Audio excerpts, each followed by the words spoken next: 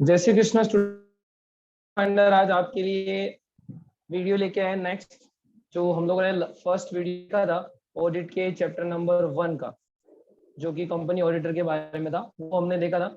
आज हम लोग आगे चलते हैं और आज दूसरे चैप्टर्स का, जैसे मैंने आपको लास्ट वीडियो में प्रॉमिस किया था कि मैं आगे के चैप्टर्स के भी आपके लिए वीडियोस लेके आऊंगा, हम अवेल करवाएंगे। तो वैसे ही पाथफाइंडर में सबसे पहले पाथफाइंडर में आपका बहुत बहुत स्वागत है। तो हम लोग आगे की तरफ बढ़ते हैं। ऑडिट का जो चैप्टर नंबर 2 है, लाइबिलिटीज ऑफ ऑडिट, जिसमें से एमसीक्यूज बहुत थोड़े स्टेटमेंट बेस्ड बनते हैं और उसमें स्टेटमेंट भी थोड़े बहुत डिफिकल्ट जैसे लगते हैं, क्योंकि कंडीशंस इस चैप्टर में बहुत सारी है।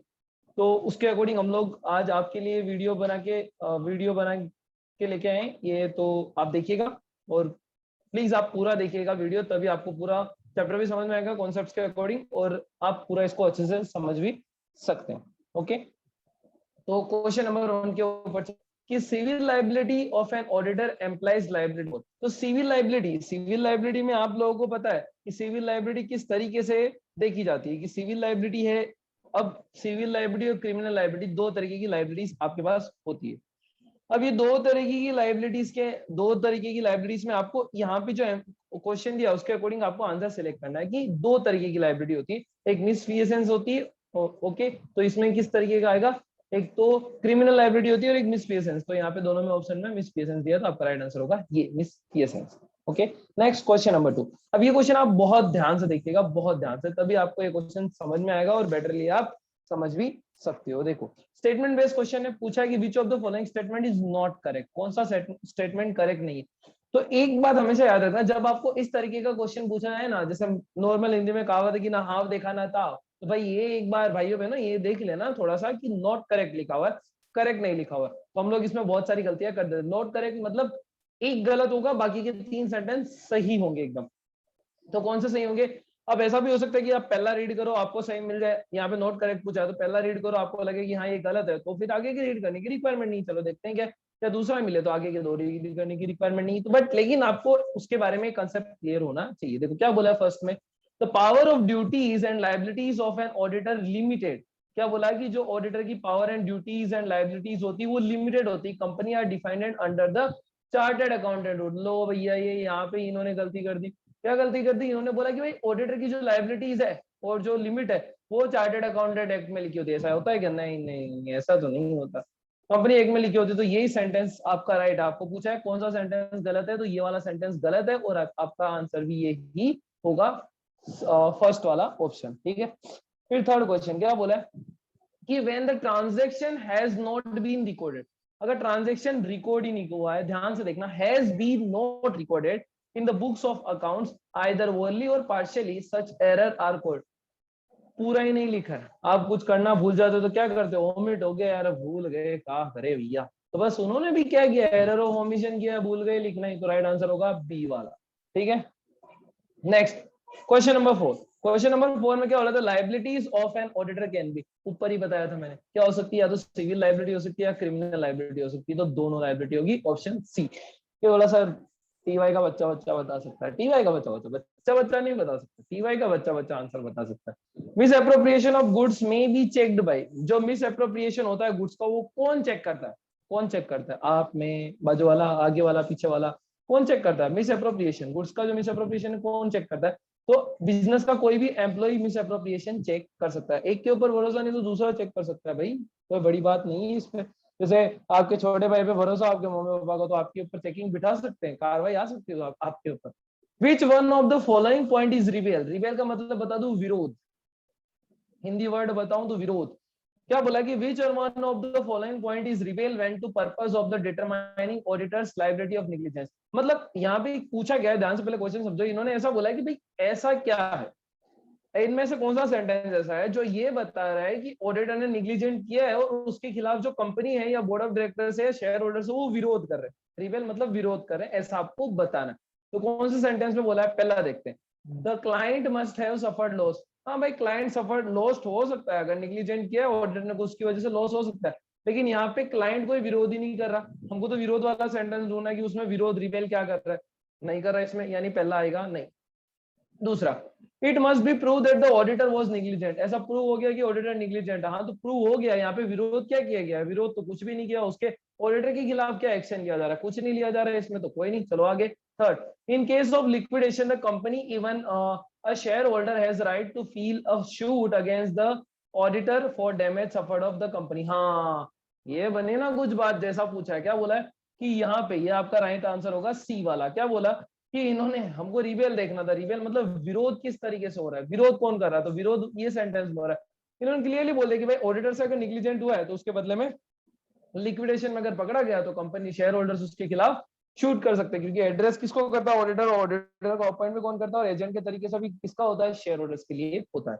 बोनस शेयर आर इशूड, याद करो वो बीता हुआ जमाना जो आपने सेम 4 पढ़ा था, उसमें कॉर्पोरेट अकाउंट पढ़ा था, तो कॉर्पोरेट अकाउंट में आपने पढ़ा था बोनस शेयर किसको दिए जाते थे, आपको, मेरे को, आजू बाजू पीछे वाले किसको दिए जाते थे, जिन्होंने पहले से शेयर खरीद रखे कंपनी में उनको बोनस शेयर दिए जाएंगे, तो कौन होगा, एग्जिस्टिंग शेयर होल्डर, बी आपका राइट आंसर होगा। ठीक है, ये कंडीशन थोड़ी ध्यान से देख लेना, क्योंकि मुझे लगता है ऐसा कि पूछा जा सकता है ऐसी कंडीशन, एक आध क्वेश्चन ऐसा पूछा जा सकता है। If an auditor of the company contravenes any of the provision of section 139, 143, 144, 1 or 145, auditor shall be punishable with fine। क्या ऑडिटर इन सब के साथ, इन इसके अकॉर्डिंग ऑडिटर के साथ कोई भी कॉन्ट्रोवर्सीज हुई है, उसने कोई भी लोचा लापसी मारी है, तो इनमें से कौन सी सजा उसको भुगतनी पड़ सकती है, कौन सी सजा भुगतनी पड़ सकती है, तो ये टाइम पास नहीं करते हैं, सीधी सिंपल बात है कि 25,000 से लेके 5 लाख तक की सजा उसको भुगतनी पड़ सकती है, और उसको मिसफियरेंस भी हो सकता है, मतलब जेल भी हो सकती है, कोई बड़ी बात नहीं है, आजकल जेल में जाना कोई बड़ी बात नहीं है, बड़े बड़े लोग जाके आ रहे हैं, घूमने जैसा होगा। तो liability of an auditor can be, auditor की लाइबिलिटी कैसे हो सकती है, ये थोड़ा रिपीट हो गया क्वेश्चन, ऊपर भी था और इधर भी था, तो इसका आंसर भी वही सेम होगा, सिविल और क्रिमिनल लाइबिलिटी उसकी हो सकती है। Question number 10, the first auditor of the company will hold office, पहला ऑर्डर होता है कंपनी का, वो कब तक अपनी ऑफिस को होल्ड करके रखता है, मतलब कब तक, जैसे सपोज करो कि अब हमने कोई कंपनी XYZ नाम की कंपनी XYZ लिमिटेड स्टार्ट की थी, ठीक है, XYZ लिमिटेड को स्टार्ट कर दिया, अब उसमें हमने फर्स्ट टाइम जो ऑडिटर अपॉइंट किया तो कब तक टिका रह सकता है, मतलब कितने टाइम तक हमारी कंपनी में पकड़ बना के, पकड़ इन द सेंस कि कब तक हमारी कंपनी में एज ऑडिटर वर्क कर सकता है, तो कब तक, पहला उसका 1 ईयर, अगर 1 ईयर के लिए किया है तो हाँ ठीक है मान सकते हैं। Till holding of statutory meeting, नहीं ये भी नहीं, स्टैट्यूटरी मीटिंग मतलब कानूनी मीटिंग हो तब तक, ऐसा कोई जरूरी नहीं, कानूनी मीटिंग तो दूसरे दिन उसको अपॉइंट किया और दूसरे दिन ही कानूनी मीटिंग हो जाए तो दूसरे दिन चला जाएगा घर में बोरिया बिस्तर बांध के, नहीं ऐसा नहीं हो सकता। Condition number 3, till the conclusion of first annual general meeting, हाँ ये कुछ बात बनी और आपका आंसर भी राइट क्या है, सी है। क्यों, क्योंकि इन्होंने, देखो आपने पढ़ा था, नॉर्मल सी चीज है, चैप्टर नंबर 2 में पढ़ा ही होगा आपने कि भाई चैप्टर नंबर 1 का क्वेश्चन है ये, इसमें आ गया, फिर भी समझा देता हूँ, देखो क्या बोला कि एनुअल जनरल मीटिंग, अगर आप एक ऑडिटर को निकालना चाहते हो, एक ऑडिटर को टर्म पूरा हो गया तो अब, लेकिन ऑडिटर क्या बोल रहा है, एक बीओडी ने ऑडिटर को निकाल दिया, अब ऑडिटर इधर रहना चाहता, ऑडिटर की कोई गलती नहीं, खाली बीओडी की मिस्टेक है, तो वो जब तक एनुअल जनरल मीटिंग नहीं होती और जब तक शेयर होल्डर्स कोई भी तरीके का डिसीजन उसके ऊपर नहीं लेते, तब तक कोई बात बनेगी नहीं, तब तक ऑडिटर अपना बोरिया बिस्तर बांध सकता नहीं, बात समझ रहे हो, ठीक है। 11 नंबर का क्वेश्चन क्या होगा, विच of the following statement is not correct, आपको इसमें से निकालना है नॉट करेक्ट कौन सा सेंटेंस नॉट करेक्ट है। पहला, the breach of duty by the auditor is term as a misfeasance, हाँ सही है भाई, अगर वो कॉन्ट्रैक्ट को, ये ऐसे कॉन्ट्रैक्ट, मेरी एक स्टूडेंट है उसने कॉन्ट्रैक्ट को ऐसे ब्रीच किया था बीच में से, ठीक है, कोई बात नहीं, करते बहुत सारे, तो कॉन्ट्रैक्ट को ब्रीच कर दिया तो मिसफियरेंस बोल सकते हैं, हाँ बोल सकते हैं, कोई बड़ी बात नहीं, राइट है। Auditor not being an officer, मतलब कंपनी में वो किसी भी तरीके से एम्प्लॉय नहीं हो, कोई भी तरीके से एम्प्लॉय नहीं हो, इसका मतलब ये है, can not be short under the section 340 and ask to pay, मतलब तब तक बोल नहीं सकता, and compensation of breach of duty का कंपेंसेशन, मुझे तो ये लग रहा है एक बार के लिए, लेकिन हमको सारे स्टेटमेंट देखने पड़ेंगे, नोट करेक्ट बोला है। देखो court has power to grant relief, हाँ कोर्ट ग्रांट टू 463 के अकॉर्डिंग कोर्ट क्या है, ग्रांट कर सकता है, रिलीफ ग्रांट कर सकता है, जैसे ऑडिटर ने अपना सही पक्ष रखा और वो अपने सही पक्ष की तरफ से बात कर रहा है कि भाई बता रहा है मैंने ये नहीं किया, फिर भी मेरे को ये लोग गलत फंसा रहे, ऐसा करे वैसा करे तैसा करे, तो ये तो ऑडिटर उसमें बच सकता है, तो ये सेंटेंस भी राइट है, आपको नॉट करेक्ट ढूंढना है ध्यान से।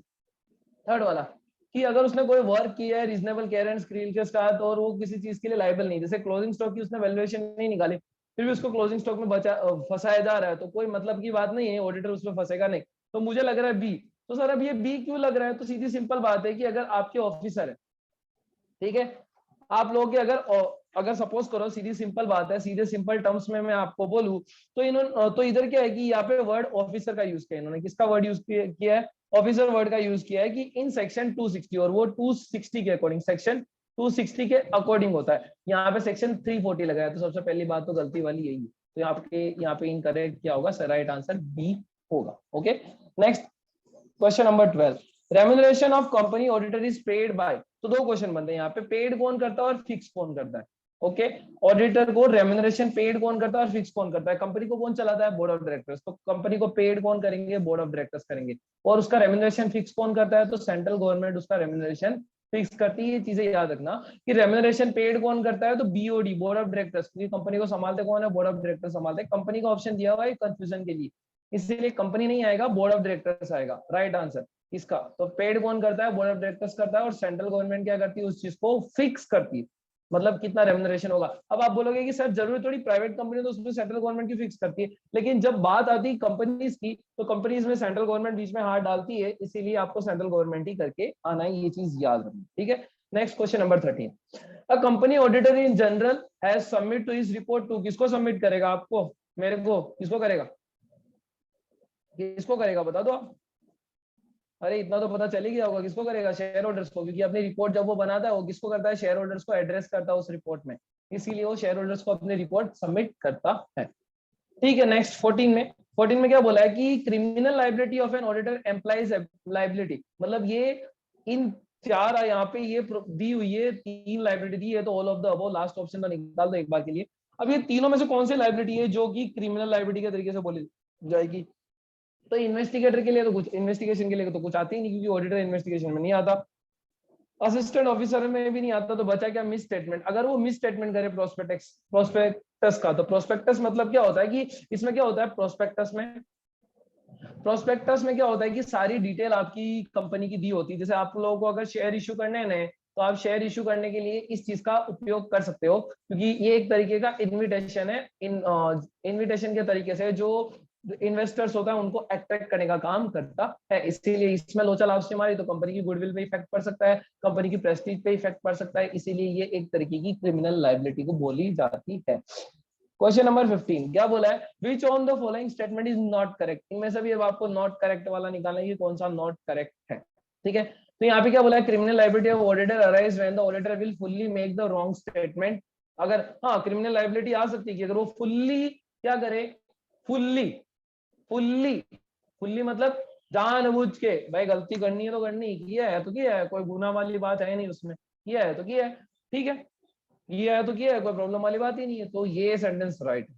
ठीक है, under section 449 a criminal liability arise even if an auditor intentionally give a false evidence, oath and solemn affirmation। अब यहाँ पे पूरी की पूरी एफर्मेशन वो पूरी की पूरी गलत है, इन्फॉर्मेशन समझ लो आप, पूरी की पूरी गलत है, तो ये वाला सेंटेंस आपका नॉट करेक्ट है, क्योंकि सेक्शन राइट नहीं।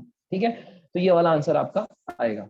नेक्स्ट उसके बाद में क्या बोला है 16 वाले में कि civil liability of an auditor includes. जो सिविल लाइबिलिटी होती है ऑडिटर की वो किसमें इंक्लूडेड होती है? तो सिविल लाइबिलिटी दो ही चीजें होते हैं, निग्लिजेंस और मिसफियरेंस, इसमें ये दो में, तो राइट आंसर आएगा आपका ये। तो ये से मैंने आपको जैसे बताया था कि टाइप्स वाले हैं, तो उस तरीके से आ सकते हैं। Next 17 This is the representative of the shareholder। Share holders का रिप्रेजेंटेटिव कौन होता है? अब यहाँ पे दोनों में, इन दोनों में आपको कंफ्यूजन होगा, बता दूं। हमेशा याद रखो कि कोई भी कंपनी से रिलेटेड इंफॉर्मेशन, अब सपोज करो आपने आपका रिप्रेजेंटेटिव रख रखा है कंपनी में, वो क्या करेगा? आपकी कंपनी में जो भी कुछ हो रहा है सारी इंफॉर्मेशन आप तक पहुंचाएगा। तो अब समझ जाओ कि इन दोनों में से इंफॉर्मेशन आप तक, शेयर होल्डर्स तक पहुंचाने का काम कौन करता है? तो कंपनी का ऑडिटर करता है, तो उसको एजेंट के तरीके से भी बोला जाता है, ये याद रखना, ये भी पूछा जा सकता है। ओके, कंडीशन जो होगी हर क्वेश्चन की वो मैं आपको बताया जा रहा हूँ, तो बस आप नोटिस करते जाना। Production of document evidence under section 217 company act 2013 for किसके लिए होता है? ये इनमें से किसके लिए होगा? तो देखो सीधी सिंपल बात है कि यहाँ पे डॉक्यूमेंट का प्रोडक्शन कर रहा है कोई एविडेंस का अकॉर्डिंग टू 217 मतलब इलीगली, तो क्रिमिनल लायबिलिटी। अगर आपकी कंपनी उसके में इलीगल डॉक्यूमेंट बनाओ, आपका आधार कार्ड में मैं बनवा लूं, तो ये क्या है? क्रिमिनल लायबिलिटी के तरीके से देखा जाएगा। Miss statement in prospectus under section 344 in company act 2013 for अगर आपने मिस स्टेटमेंट किया किसमें, प्रोस्पेक्टस में, कौन से सेक्शन के अकॉर्डिंग, 34 के अकॉर्डिंग, तो किस तरीके की लायबिलिटी होगी।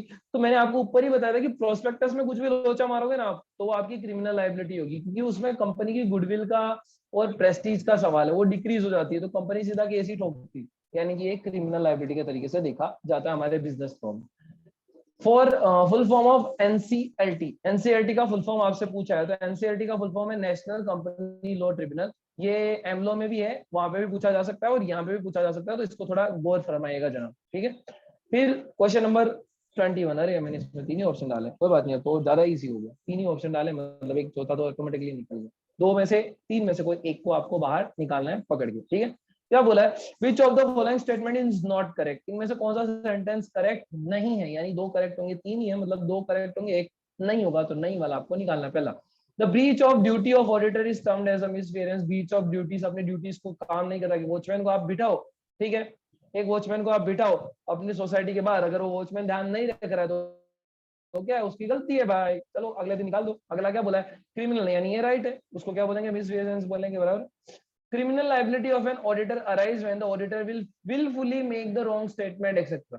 Not correct. Criminal liability कब होती है, कि जब अगर auditor willfully क्या कर रहा है, willfully कोई स्टेटमेंट को देख रहा है, तो मेरे हिसाब से तो यही होगा। आगे देखो, अगला देखते हैं, under section 449 criminal liability arise even if if an auditor on intentionally give a false evidence on oath slum affirmation, बराबर है, वो oath लेके बोल रहा है, सही बोल रहा है, तो वो सही बोल रहा होगा ना। मैं गीता पे कसम हाथ रख के कसम खाता हूँ कि मैं जो बोलूंगा सच बोलूंगा, सच बोल रहा है, तो क्या अब भी सच मानेंगे, यानी आपका आंसर आएगा B.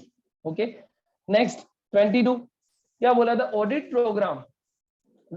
Programme provide in instructions to the audit staff and reduce scope for, मतलब क्या करता है, वो रिड्यूस कर देता है, प्रोवाइड इंस्ट्रक्शन प्रोवाइड करता है ऑडिट प्रोग्राम, किसको, ऑडिट स्टाफ को, रिड्यूस स्कोप, किस चीज के स्कोप, मतलब कौन सी गलतियों को वो टाल देता है, वैसे कौन सी गलतियां, तो निग्लिजेंस वाली, लापरवाही वाली गलतियां टाल देता है। जैसे ऑडिट प्रोग्राम कंडक्ट किया, आप भी कोई प्रोग्राम बनाओ, तो आपने बोला ये भाई ये काम तू कर लेना, ये तू कर लेना, ये तू कर लेना, तो ये गलतियां वाला, भूल, जो भूलें होती उनको टालने का काम करता है। क्लियरली कोई भी प्रोग्राम बनाओ आप, तो ये तो conceptual question. Which of the following statement is not correct, इनमें से कौन सा स्टेटमेंट जो है वो नॉट करेक्ट है, वो आपको बताना। With reference of auditors duty under judicial decision के अकॉर्डिंग कौन सा स्टेटमेंट गलत है, उसके बारे में आपको बताना है। तो देखते, नॉट करेक्ट पूछा, ध्यान से अंडरलाइन करना, नॉट करेक्ट पूछा। To assess the reasonable care and skill, हाँ तो भाई वो रीजनेबल केयर एंड स्किल तो दिखाएगा, तो ये स्टेटमेंट तो राइट है, ठीक है। To verify the substantial accuracy of account, हाँ वो भी रखेगा, बराबर है, एक्यूरेसी रखेगा ना, काम करने में तीव्रता रखेगा।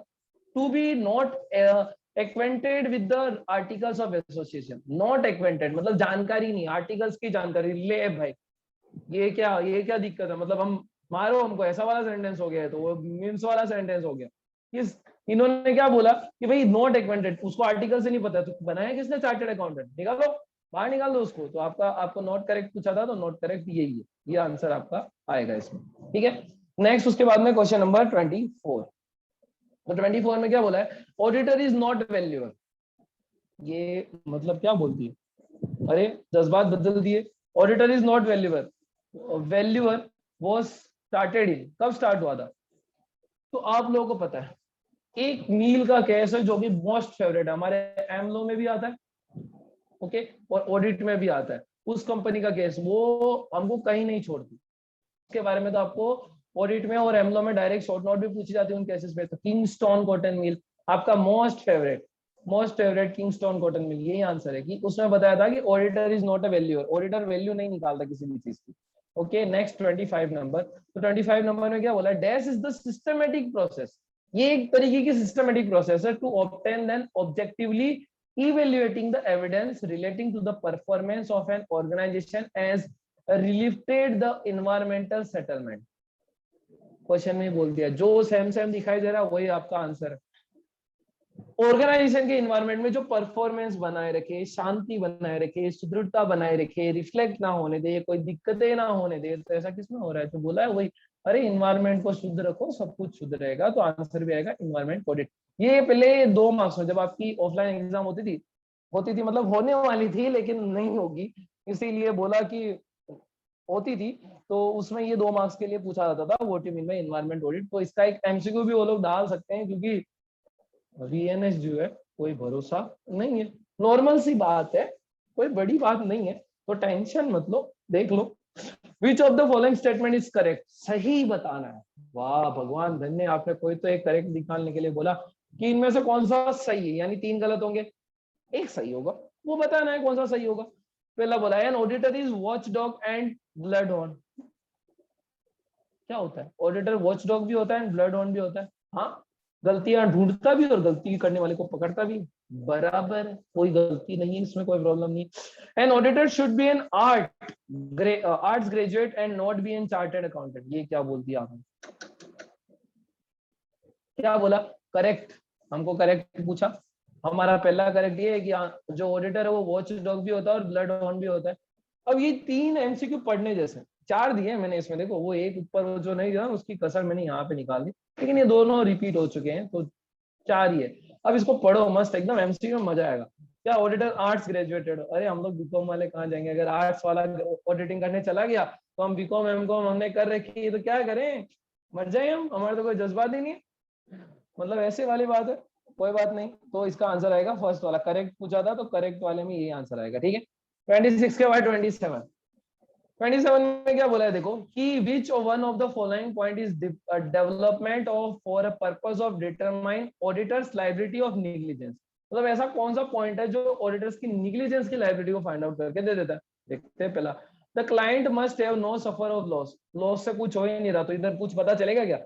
अगर सपोज करो आपकी कंपनी में कोई ऑडिट करने के लिए गया, अब आपकी कंपनी में उसने नेग्लिजेंस दिखा है भर भर के घोटाले के, लेकिन आपको उससे कोई लॉस नहीं हो रहा, तो क्या पता चलेगा, कुछ पता नहीं चलेगा, सब भगवान को पता है और किसी को पता नहीं, स्वर्ग नरक में देखा जाएगा। Next B point, it must be prove that auditor was negligent. हाँ, ये कुछ बात कि अब निग्लिजेंट वाली गलती कैसे निकलेगी, कि यहाँ पे पता करें कि भाई निग्लिजेंस हुआ है, क्या हुआ है, निग्लिजेंस हुआ है, ऐसा पता करें तो कुछ बात बन सकती है, वरना कुछ बात बनेगी नहीं। कैसे, कि यहाँ पे प्रूव हो रहा है कि निग्लिजेंट है वो, ऐसा प्रूव हो रहा है, तो हमको प्रूव ही करने को बोला है कि इसमें ऐसा पता चल रहा है कि वो उसने लाइबिलिटी ऑफ निग्लिजेंस, मतलब निग्लिजेंस वाली गलती की है, भूल की है। तो चलो देखो नेक्स्ट 28 वाला, विच of the following statement not correct, इसमें से नॉट करेक्ट यानी कि कौन सा नॉट करेक्ट है, करेक्ट 3 होंगे, ओके, नॉट करेक्ट 1 होगा, तो नॉट करेक्ट वाला सेंटेंस आप बताना है। पहला क्या बोला है,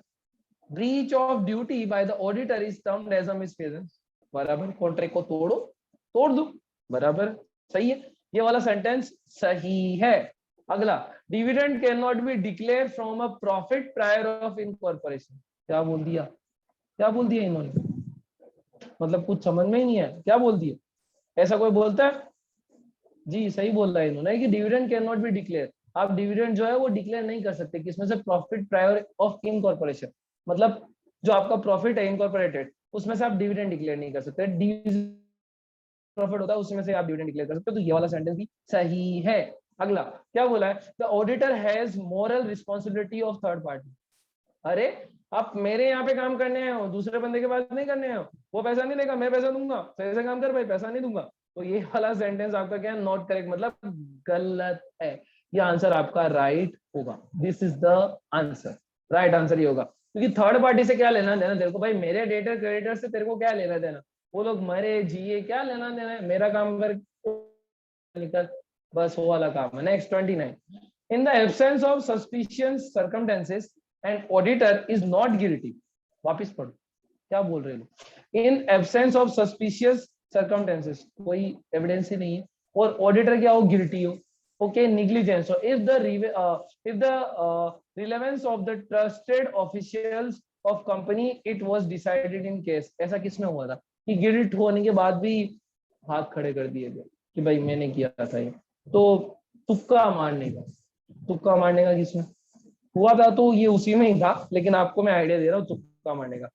एक ये मोस्ट फेवरेट केस हमारे ऑडिट में चलता है, इसका अभी तक सभी के वर्ड पे जुबान में नाम आ गया होगा, Kingston cotton mill, Kingston cotton mill, जो कि हमको बहुत सारी ऐसी क्या बोलते हैं आशाएं देके जाता है, तो आंसर भी आपका किंगस्टोन कॉटन मील ही है, ओके, तो ये आपका राइट आंसर था। अब देखो, आपको अगर ये पीडीएफ की रिक्वायरमेंट हो, जैसे सर आप पढ़ा तो देते हो लेकिन ये पीडीएफ हमको कहाँ मिलेगी, कैसे मिलेगी, तो इसका हमें थोड़ा अता पता एड्रेस बता दीजिए। तो अता पता एड्रेस है कि आप मेरे टेलीग्राम चैनल पे से इसको कलेक्ट कर सकते हो। You can collect this PDF from my Telegram channel. जाओ, ये मेरा ये वाली शक्ल दिखेगी, ये वाली शक्ल, ये वाली फोटो में ही है। तो टेलीग्राम चैनल पे जाके आप देख सकते हो, फोटो डाली हुई है, वो फोटो में देखो, पता चल जाएगा कि मैं ही हूँ। मेरे जैसे वैसे भी कम लोग हैं यहाँ, ठीक है। और आपको अगर हमको पर्सनली कांटेक्ट करना, कुछ क्वेश्चन पूछ रहा हो, यू कैन कॉल मी। और आप हमें इंस्टाग्राम पे भी एक का तो फॉलोअर्स बढ़ाओ यार, ऐसा मत तो मत करो। तो फॉलोअर्स आप फॉलो कर सकते हो इंस्टाग्राम पे भी। तो आपको किसी भी तरीके से कांटेक्ट करना तो हमारे कांटेक्ट नंबर यहाँ पे अवेलेबल है। Okay, thank you for watching this video. और आपको कोई डाउट या फिर क्वेरी हो तो आप मुझसे पूछ सकते हो डायरेक्टली थ्रू द कॉन्टेक्ट।